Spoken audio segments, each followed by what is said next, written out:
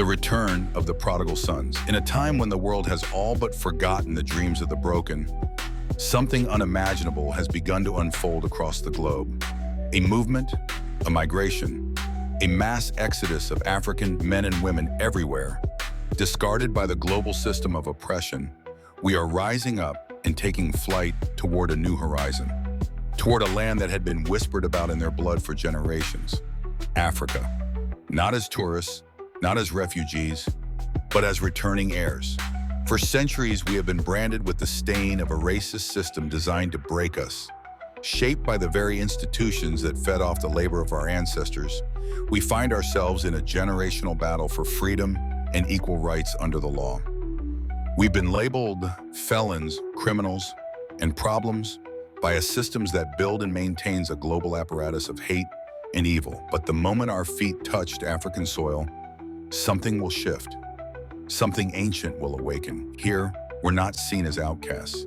Here, we are greeted as Africa's prodigal sons and daughters, finally finding our way home.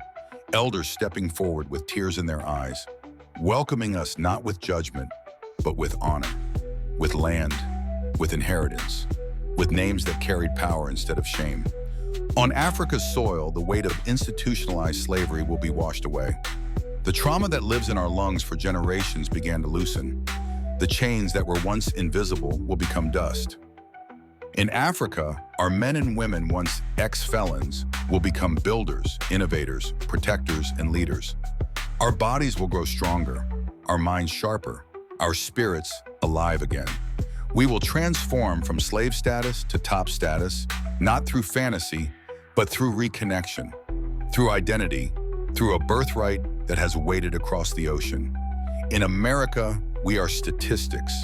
In Africa, we are legacy. We are the future. We are home.